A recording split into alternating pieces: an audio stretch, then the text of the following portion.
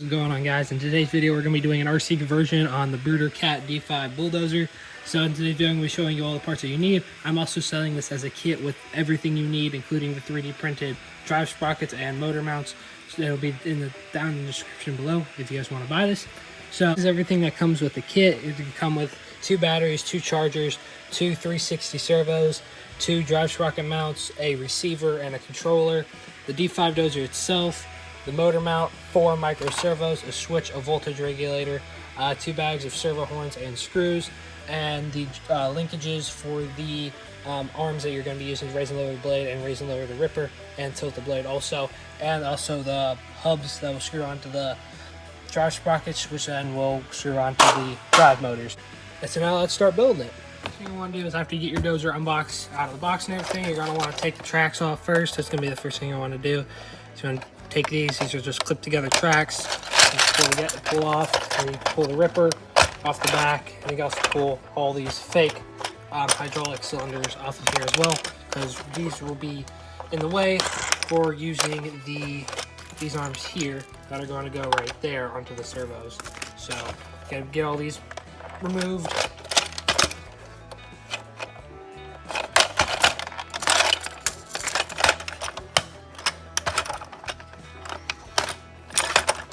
And then to get the blade off, all you gotta do is you gotta stick the screwdriver down in here, flathead, and just pry out on these little tabs in here.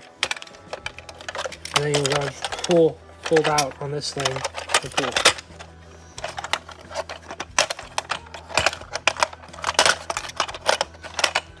There we go. So now let's just strip down to the bare dozer itself.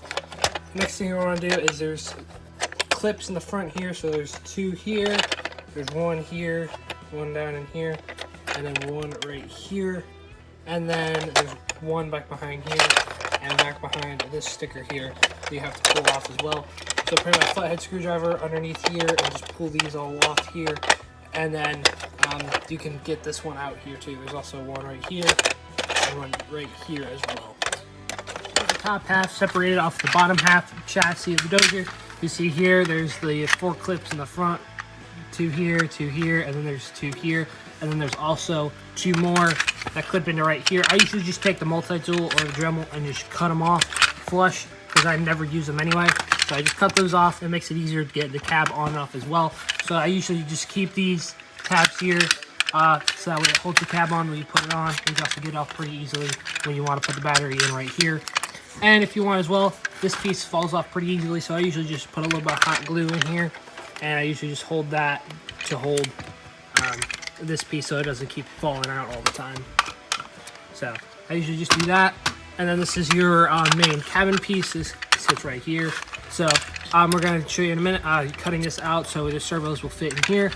But we're going to work on first is getting the servo mounts, this thing, and putting it onto here and cutting all this out to make room for get these side cover pieces off. There's clips here, so there's 1 clip here, 1 clip here, and then another clip in here. So 3 on each side, so 6 of them that you got to pull off. This one here, these 2 here, we got to cut them out. So pretty much what I do is I usually take the multi-tool and I cut it off flush all the way across here. Take this axle out, then you take this, put it in here, and you trace it out of where to cut it, so this will fit down into there. So the next thing you want to do is after you get all these pieces slid off, after you get these pieces taken out, you're not going to be using this for anything, so you can just toss this away. This is useless because we have the new drive sprockets here. So save these pieces, you're going to need those to put back on. And so after you get this all cut off nice and smooth, flush with the bottom of the chassis, you're going to want to take this and line it up. Make sure that these are facing this way, and make sure that it's lined up. See how this is almost flush with that.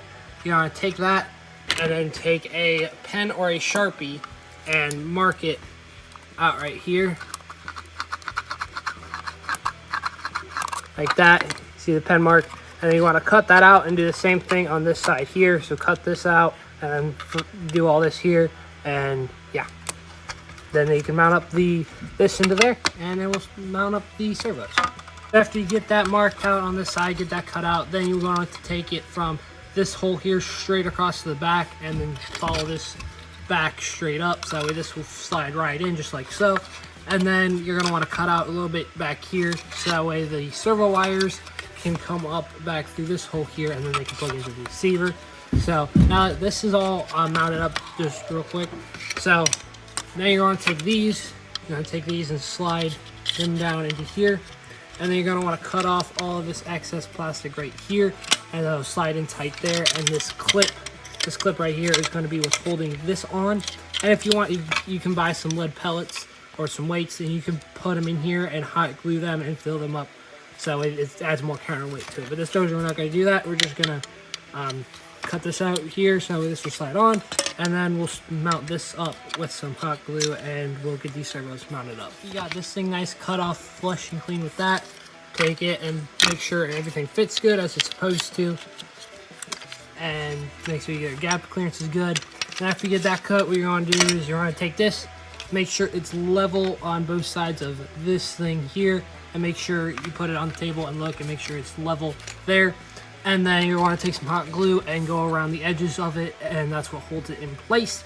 So that way you can go around the edges, and if you miscut, if you cut too much out, you can just fill it in with some hot glue, clean that up real good. It holds it in there pretty tight. You also run a bead along here, and then also around out here as well, if you really want to do that.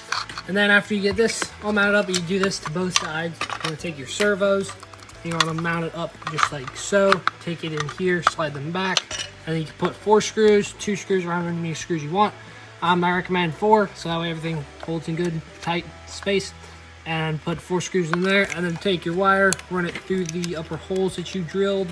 Make sure they fit, they're good. And we'll pull this up and through, up to here. So that way you can plug it into the receiver after everything's all said and done. You got the servos all screwed in and mounted up good, and you have the wires running through these 2 holes back here to go over this. The zipper will cover this. We're gonna leave this out, so that way we have to modify it, so that way we can hook the linkage up to this one.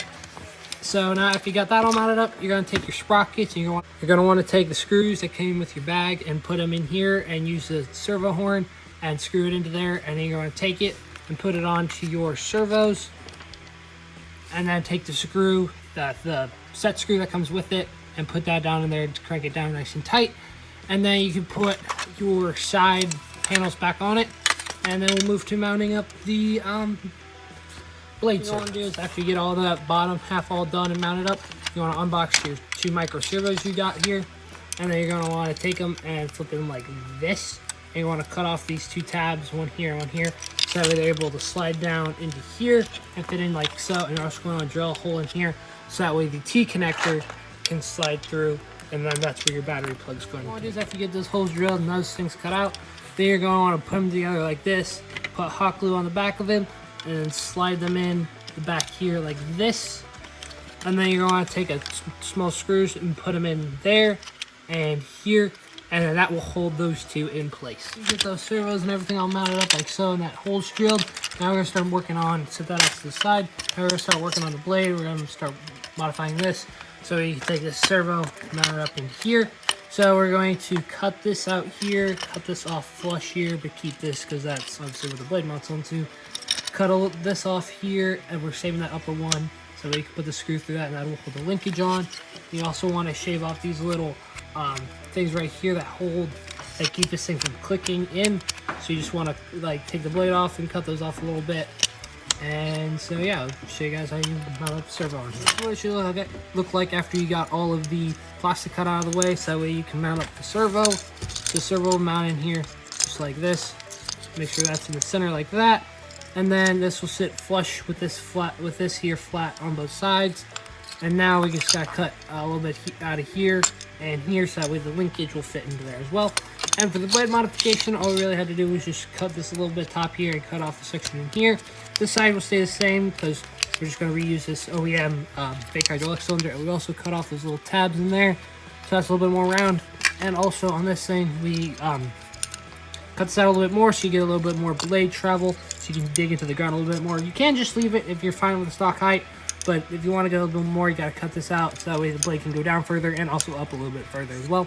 So now we're going to mount up the servos, pretty much. We'll put hot glue on the back of here and put this pretty much like that, and then run this wire all the way up here and fill this all in with hot glue to give this a little bit more strength. And so yeah.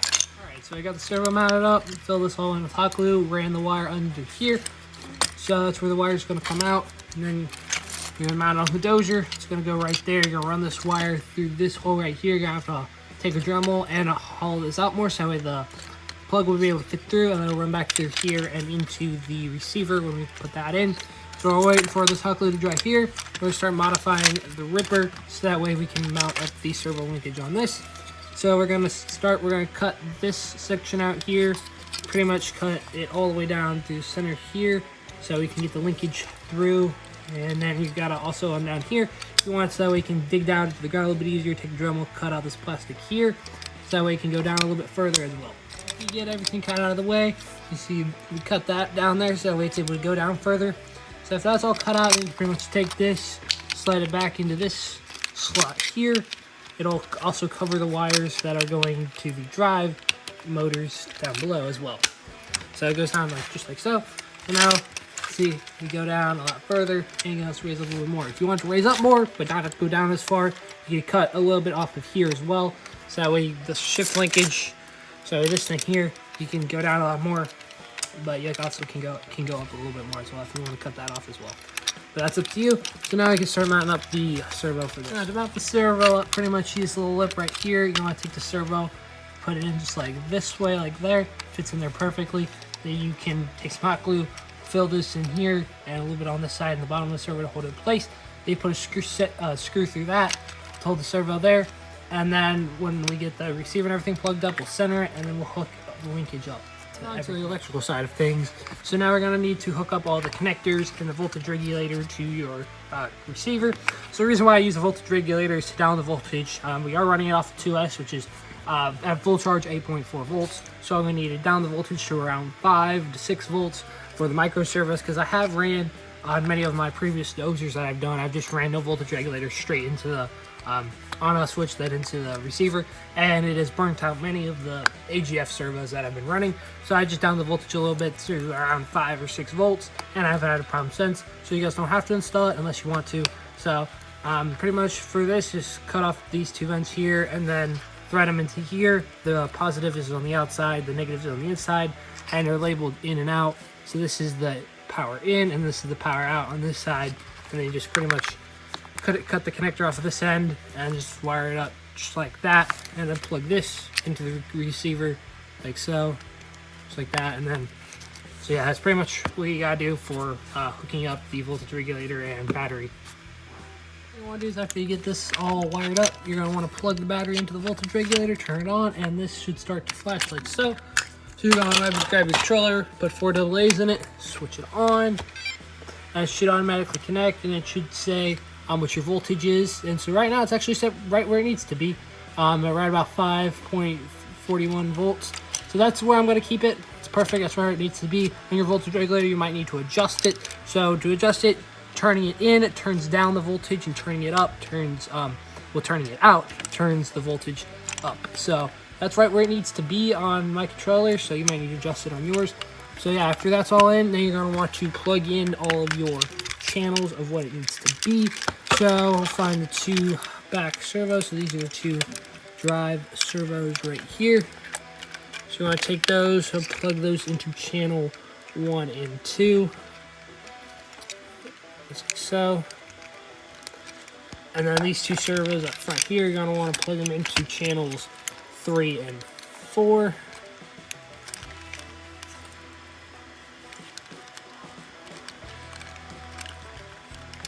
And then this back servo here, it doesn't matter which one. That just mainly is the knobs up here. So whatever one, if you want it to be a left or right, it depends on what channel you put it in. So you can put it in 5 or 6.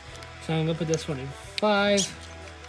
And so then when we hook up the rear blade on it, it's gonna go into channel 6.